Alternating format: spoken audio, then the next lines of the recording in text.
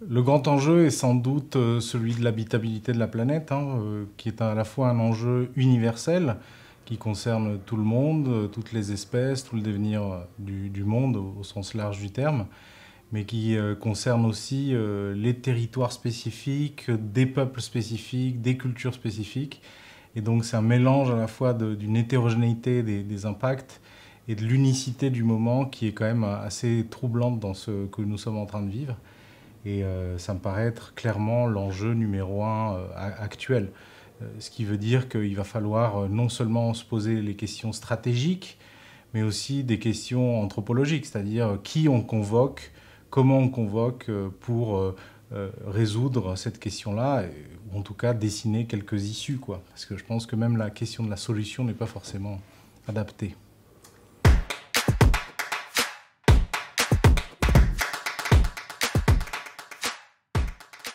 Je pense qu'il y a une question qui est clairement posée aujourd'hui, c'est quel est le bon attracteur. Bruno Latour parle souvent d'attracteurs. Je pense qu'effectivement, nos attracteurs politiques ne sont plus forcément les bons, nos attracteurs économiques aussi, par exemple, et qu'il faut inventer de nouveaux, qui soient indépendants de cette classique opposition entre un attracteur néolibéral, capitaliste, économiciste, on va dire, développementiste, etc. Et de l'autre côté, un imaginaire plutôt socialiste, un point d'ancrage classique de l'égalitarisme entre humains, etc. Je pense que moi, ce qui m'a toujours intéressé, mes premiers travaux ont étudié justement les expérimentations latino-américaines qui voulaient chercher des modèles pluriels d'organisation de l'économie, non pas basés sur des réflexes classiques de mimer les pays riches ou les pays en développement pour trouver ce que en économie on appelle les grandes phases, les grandes séquences du développement, qui étaient à un moment donné presque modélisées, systématisées, et qui étaient en fait le chemin à suivre comme dans un manuel. Et que là, ces expérimentations politiques, mais aussi épistémiques, cherchaient à dessiner des modèles qui étaient ancrés, qui partaient des spécificités anthropologiques, des situations spécifiques de ces pays. Et c'est pour ça que, justement, à ce moment-là, a émergé ce que moi, je pense être une intuition et un développement très intéressant, qui est un nouvel attracteur que moi, j'appelle l'animisme politique, et qui est quelque chose que j'ai étudié tout le long de ces dernières années, quoi.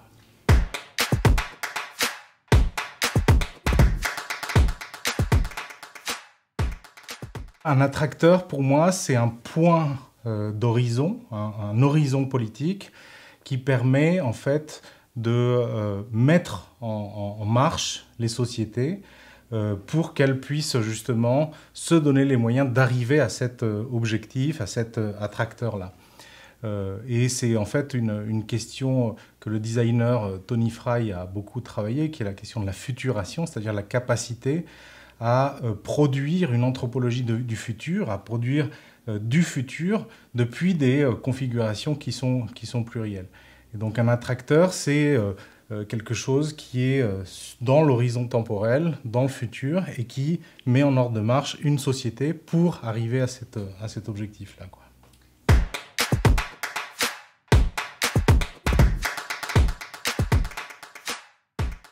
Je pense qu'effectivement, il faut dépasser les horizons stratégiques des sociétés actuelles, et lesquels sont les classiques sont le développement, ce sont l'attracteur socialiste, social-démocrate, capitaliste, néolibéral, technologique, l'innovation technologique. Ça, ce sont des grands récits, des grands attracteurs. Le péril, on va dire, je pense, ou la facilité plutôt, c'est de les combiner un peu d'une manière à hybrider. Et je pense que ces hybridations entre imaginaires marchent très mal. Souvent, on accouche de sorte de Frankenstein imaginaire où on a un bout de socialisme, un bout d'écologisme, un bout de capitalisme, et on dit voilà à peu près la voie médiane. Et en fait, les voies médianes, j'ai l'impression, elles ne sont pas bien armées pour les enjeux qui nous arrivent. Je pense qu'il y en a d'autres à inventer et qui sont en train d'émerger et qu'on voit dont on voit un peu les prémices dans ce mouvement qu'on appelle l'écologie du vivant ou l'appel vers la reconnexion au vivant, mais qui là aussi sont quand même assez ambigus. Et donc j'essaye moi aussi de clarifier cette ambiguïté qui est importante à mes yeux.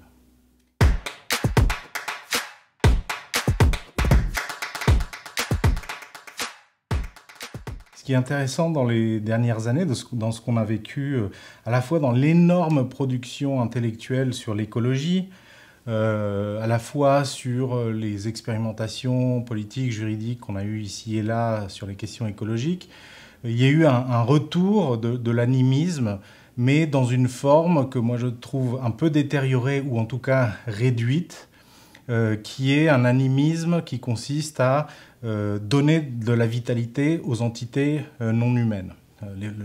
Le fameux concept de non-humain qui a été beaucoup travaillé par l'anthropologie et qui consiste à dire, voilà, notre modernité a créé ce découpage très fort entre nature-culture, objet-sujet, société-environnement, etc., etc., et qu'il suffit juste de recoller les morceaux et que, pouf, les problèmes écologiques vont s'évaporer.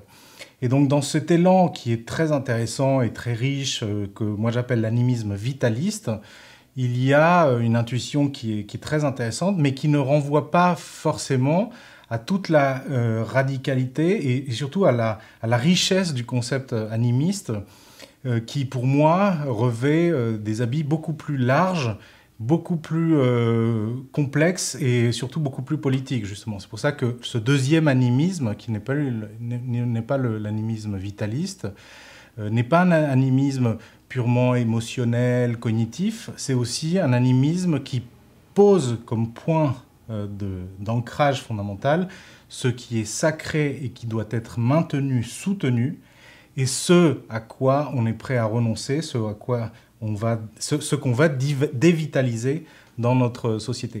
Et ce versant un peu plus dark, un peu plus sombre de l'animisme, il est très intéressant parce que, si vous voulez, en anthropologie, l'animisme a été beaucoup étudié. Et moi, je trouve que ce qui est vraiment intéressant, et d'ailleurs beaucoup d'anthropologues le disent, c'est ce qu'on appelle les gradients de l'animisme, c'est-à-dire comment les peuples autochtones indigènes mettent le curseur entre ce qui a un statut de dignité, d'être ou d'entité qui compte, qui est importante, et des entités qui sont moins importantes ou qu'on relègue dans des statuts soit d'être inférieurs, soit d'entités qui doivent être dévitalisées, etc. Et bien souvent, on fait l'erreur anthropologique de dire que l'animisme est un vitalisme distribué à toutes les choses, quoi. C'est-à-dire que toutes les entités du monde... Et ça, c'est pas vrai, parce que justement, tout peuple, anthropologiquement, a besoin d'une cohérence cosmologique et ne peut pas s'amuser comme ça à déployer des densités dans tous les sens. Et je trouve qu'il faut réécouter cette version politique de l'animisme, parce qu'il y a cette notion de d'arbitrage entre ce qui compte, ce qui doit être maintenu, ce qui doit être sacralisé, et ce qui doit être dévitalisé, fermé, etc. Et cette question, elle est très politique, et en plus, elle a l'intérêt d'être extrêmement adéquate pour le moment écologique que l'on vit, où on va devoir faire des choix entre ce qu'on doit maintenir et ce qu'on ne peut plus maintenir, et qu'il va falloir renoncer d'une certaine manière.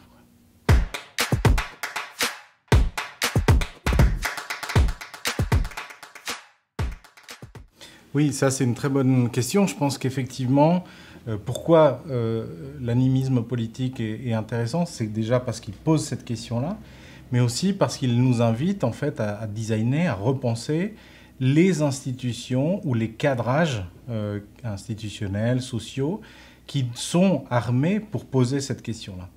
Et ça, c'est un point important sur lequel je voudrais m'attarder 2 minutes, parce que effectivement, la modernité, les savoirs occidentaux sont très bons pour ouvrir des choses, pour porter de l'ouverture, une philosophie de l'ouverture.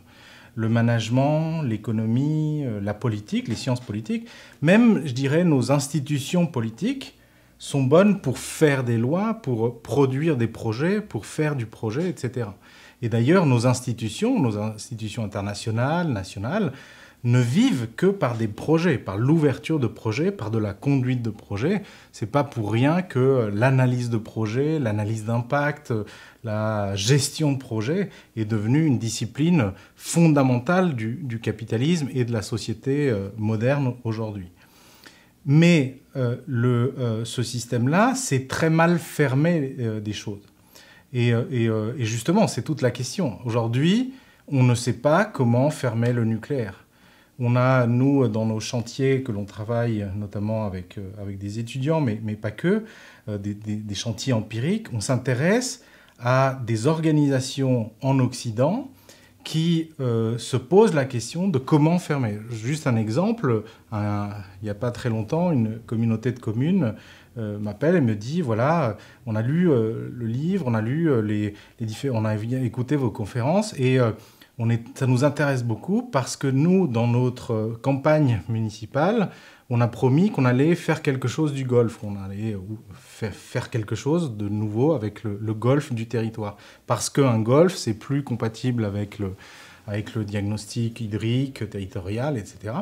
Sauf qu'on ne sait pas faire. On ne sait pas comment fermer un golf. Et ils étaient gênés parce que c'était des écolos, ils avaient un programme ambitieux, mais une fois qu'ils avaient les rênes du pouvoir, ils ne savaient pas techniquement, juridiquement, même en termes de gestion d'un territoire comme un golfe, qu'est-ce qu'il faut faire de l'espace, comment le redynamiser, lui donner une autre fonction, etc.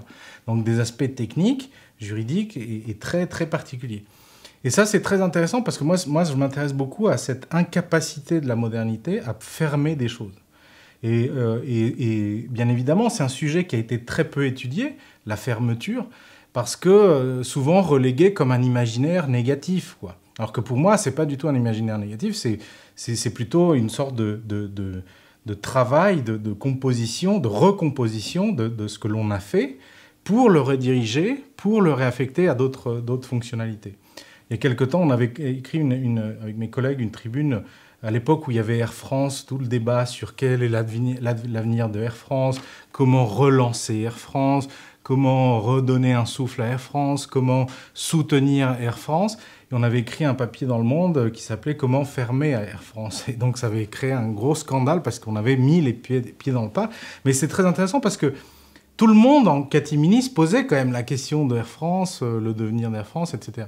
Et nous, on s'est dit, mais modélisons potentiellement la question sous la forme, est-ce qu'il n'y a pas une manière nouvelle, contemporaine, de rationnellement anticiper cette fermeture-là? Et un autre exemple, pour finir, c'est avec une région française qui m'a contacté et qui m'a dit, voilà, nous savons que les piscines individuelles en 2050, c'est fini. Donc, il va falloir qu'on les ferme.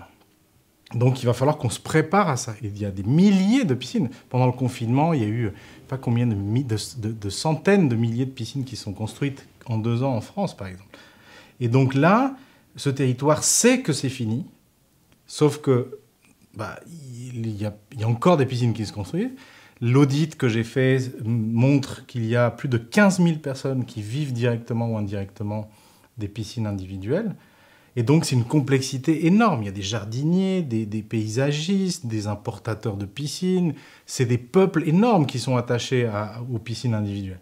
Et donc, ce micro-dossier de l'écologie, rien que pour le fermer correctement, ça demande une énergie, une élaboration technique aussi disciplinaire, très importante. Parce que l'économie, tu peux lire des milliers de manuels d'économie, de gestion de projet.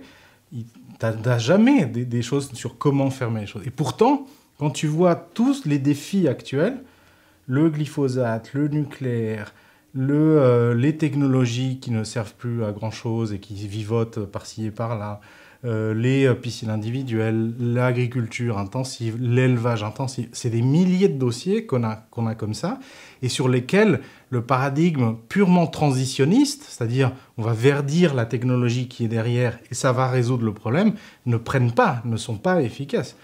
On l'avait fait dans un diagnostic pour la ville de Grenoble. J'avais démontré que les piscines municipales qui consomment beaucoup d'énergie dans les villes, les nouvelles piscines dites écologiques consomment en fait au final 1,5 fois plus d'énergie, d'eau, etc. Parce que justement, ce qu'on appelle classiquement l'effet rebond, hein, qui est maintenant très popularisé, les nouvelles piscines dites écolo, certes, marginalement, elles sont améliorées d'un point de vue de l'efficience technique, énergétique, etc. Mais on a décuplé les usages. On a mis des toboggans pour enfants, des aquabikes pour les personnes âgées, des hammams, des saunas, etc. Donc, il y a de plus en plus d'usages et donc de plus en plus d'énergie, etc.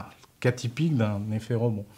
Et ça, on le voit partout, en fait, dans ces dossiers. Donc, le paradigme conciliateur de l'écologie, qui consiste à dire l'écologie est une affaire de coopération où tout le monde est sur le même bateau, etc. D'ailleurs, cette image du bateau qui revienne par la petite porte après 500 ans de colonialisme est très intéressante comme ironie mythologique. On est tous sur le même bateau. Moi, je pense que ce n'est pas vrai pour ce qui est de l'écologie. Il faut assumer une certaine conflictualité, un certain moment politique qui nous exige de faire des arbitrages. Donc, il faut des institutions qui soient capables de porter ça.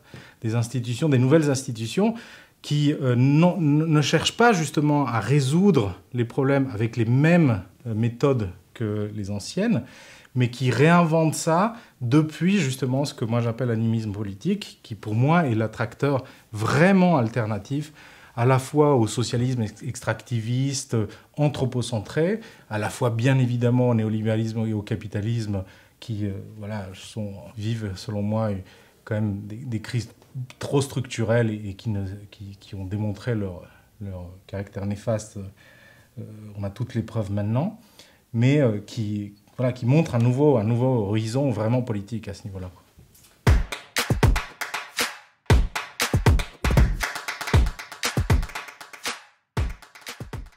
Oui, alors, c'est vrai, mais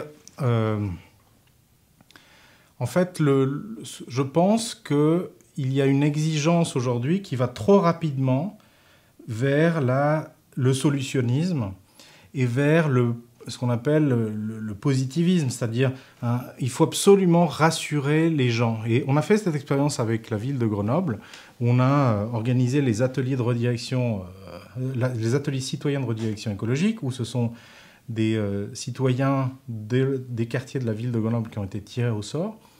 Et au départ, beaucoup d'élus étaient très très critiques sur le fait de poser comme ligne directrice de ces ateliers vous, citoyens, dites-nous qu'est-ce qui est sacré dans votre quartier. Qu'est-ce que vous voulez garder absolument et ce à quoi vous serez capable d'imaginer un certain nombre de renoncements, de fermetures. Une partie des élus craignait que la question du renoncement et de la fermeture soit un peu complexe à dealer avec les citoyens.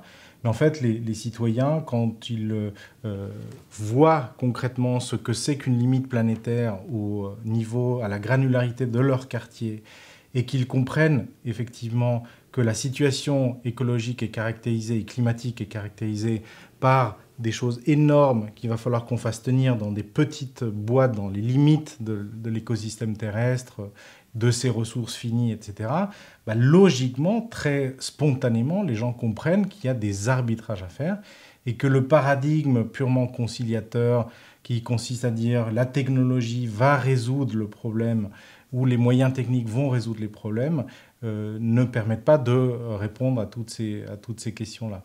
Donc voilà, tout dépend en fait du cadrage institutionnel, du portage, parce que les assemblées politiques modernes que l'on a bâties, elles sont tournées vers l'ouverture, vers le projet, vers l'innovation uniquement, alors que là, il faut bâtir des assemblées de la désinnovation, capable de poser clairement la question des arbitrages, de ce que l'on veut maintenir, redignifier, quelles sont les entités qui sont nécessaires à l'habitabilité de la planète et celles qu'il va falloir dévitaliser, justement.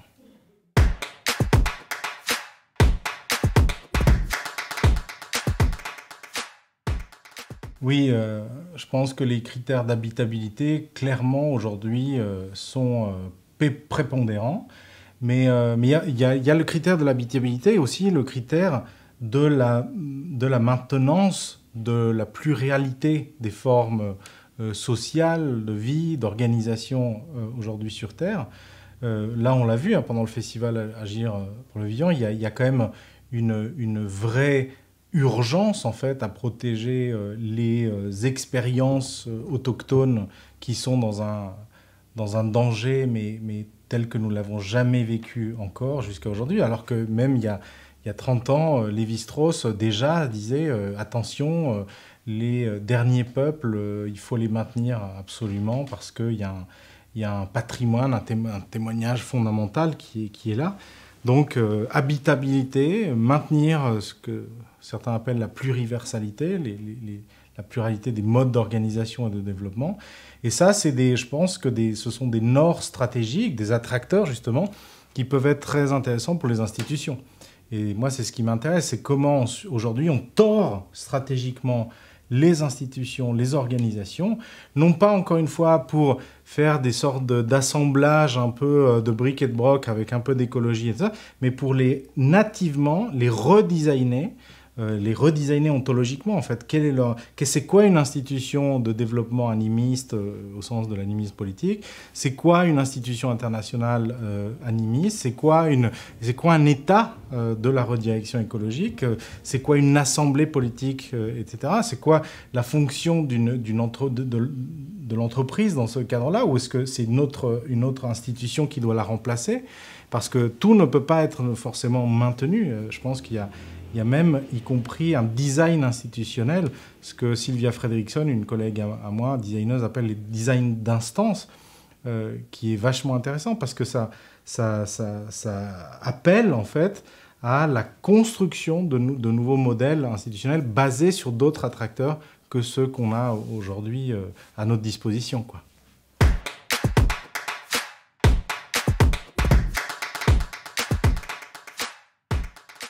Je pense que la notion de sacralité, elle est très intéressante parce que dans les sphères modernes, c'est un mot un peu tabou. Hein. Voilà, mais en plus, pour des bonnes raisons aussi, on a désacralisé la politique. Mais je pense que la sacralité, déjà, c'est un concept structurant et fort dans d'autres cosmologies. Et aujourd'hui, vu qu'on s'intéresse à ces cosmologies pour y trouver des nouvelles options stratégiques pour nos sociétés, il faut aussi prendre au sérieux le fait que cette sacralité, elle est importante. Et je pense qu'en fait, le monde moderne a toujours voulu se désacraliser, mais n'a jamais vraiment réussi. L'Occident produit toujours du sacré, produit des cosmologies. Moi, ce qui m'a toujours beaucoup intéressé, c'est de renverser cette approche anthropologique. C'est-à-dire, ce n'est pas que l'Occident qui va étudier anthropologiquement les autres peuples, mais comment les Boliviens, les Péruviens, les Équatoriens, plein d'acteurs du Sud peuvent venir jeter un regard anthropologique. Et dans ce regard anthropologique en renversé, on comprend bien que l'Occident crée de la sacralité aussi. Et cette question de la sacralité, elle est en plus très importante parce qu'elle renvoie vraiment à cette question de la soutenabilité. Et moi, je milite pour là aussi, on fasse un travail vraiment fort et de fond sur la notion de soutenabilité, parce que soutenabilité, c'est très vague aujourd'hui, c'est une soutenabilité en soi, comme ça, que l'on jette dans les discours et dans les débats, alors que la soutenabilité, c'est vraiment, pour moi, c'est cette question de qu'est-ce qu'on soutient cosmologiquement, ontologiquement dans le monde. C'est quoi les entités, les artefacts, les objets, les infrastructures, les services, les activités qui méritent un soutien, justement, et donc, pour moi, la sacralité, c'est ça. C'est donner de la dignité à des entités pour qu'elles ne soient plus désactivées dans le monde, en tout cas celles qu'on désignera comme des entités importantes pour l'habitabilité de la planète. Et ensuite, justement, désacraliser ce qui ne le mérite plus de l'être. Et là, je pense à beaucoup d'entités, notamment du capitalisme, de certaines infrastructures et autres. Donc la sacralité, il faut la réactiver, non pas pour revenir à des questions on va sacraliser la politique et donc la théologiser automatiquement, mais plutôt de proposer une sacralité immanente aux choses et non pas transcendante et qui se distribue sur toutes les choses. Et je trouve que là, il y a une sacralité beaucoup plus intéressante et beaucoup plus populaire, beaucoup plus partagée aussi par différents peuples du monde. et il ne faut pas avoir peur, en fait, à remettre cette question de la sacralité dans les débats contemporains, je pense.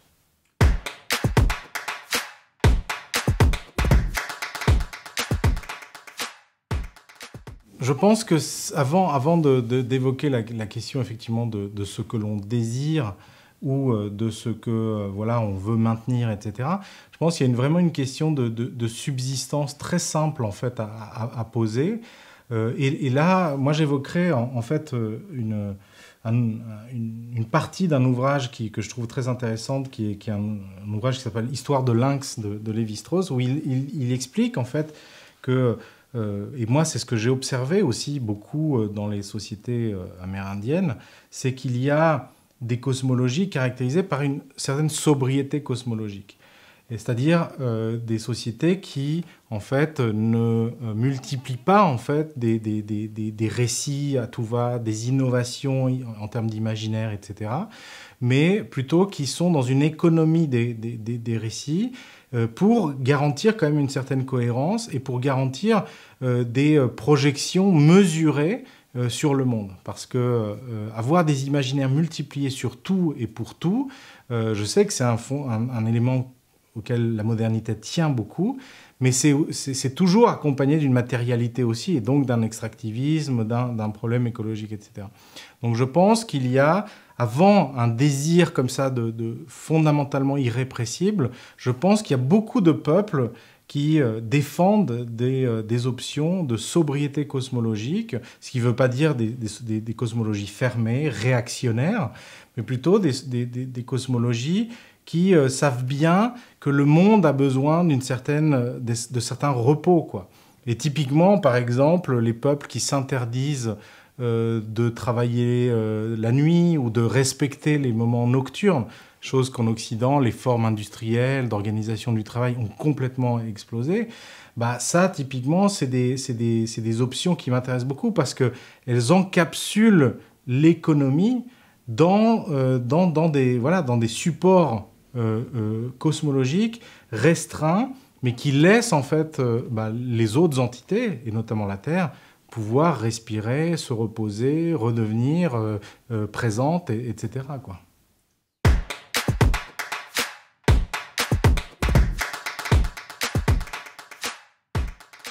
Moi, je trouve que ce qui est intéressant dans il y a une génération en fait de gens qui avons migré, qui avons eu à la fois des racines très fortes. Moi, j'ai fait mes études, toute ma scolarité en Bolivie, puis je suis venu à 18 ans, donc et qui a été formé en Occident, mais qui, justement, refuse complètement, comme d'anciens intellectuels, d'importer d'Occident un certain nombre de bagages, etc.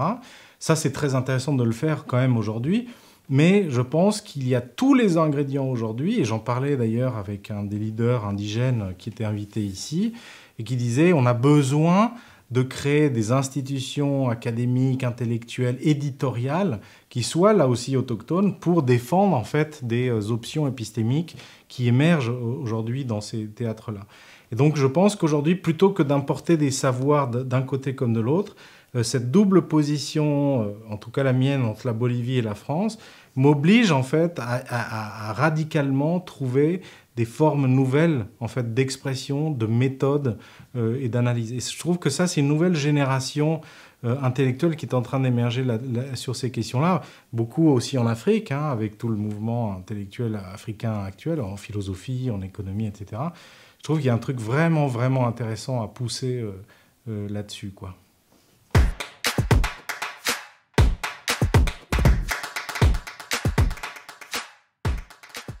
On creuse les archives pour faire émerger de la créativité à tous les niveaux, méthodologiques, institutionnels, etc. Moi, je pense qu'il y a vraiment des espaces très intéressants pour la créativité institutionnelle, du design d'instance qui sortent de ce moment anthropologique très particulier où une génération de gens s'est formée en Occident mais est revenue, et en même temps en revenant ils ont compris que les enjeux d'importation et d'exportation des savoirs n'est plus le même que dans les années 70, et donc qu'il y a un terreau fertile pour une vraie nouveauté, quoi, une vraie expérimentation, quoi.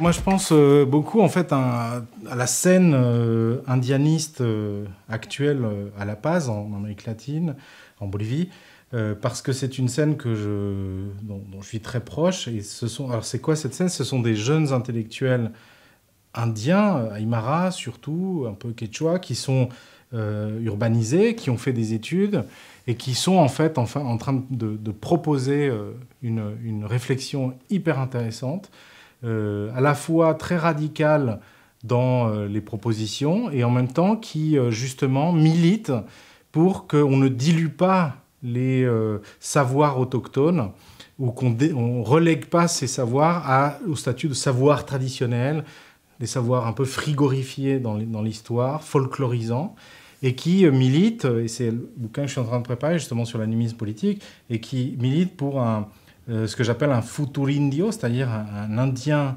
du futur, un devenir indien, et qui est un Indien qui est capable en fait d'avoir une théorisation et une conceptualisation complète vis-à-vis du capitalisme. Et donc ce collectif-là est extrêmement intéressant parce que vis-à-vis de l'Occident, il dit plutôt que d'importer des savoirs autochtones, ce qui est un petit peu en ce moment la mode, hein, on refait venir des peuples autochtones pour nous montrer la voie, ils disent non, plutôt que de faire ça, chercher l'indianité qui est dans l'Occident, et qui d'ailleurs n'est pas très loin, parce qu'il y a une indianité qui a été refoulée très longtemps quand même en Occident, quoi.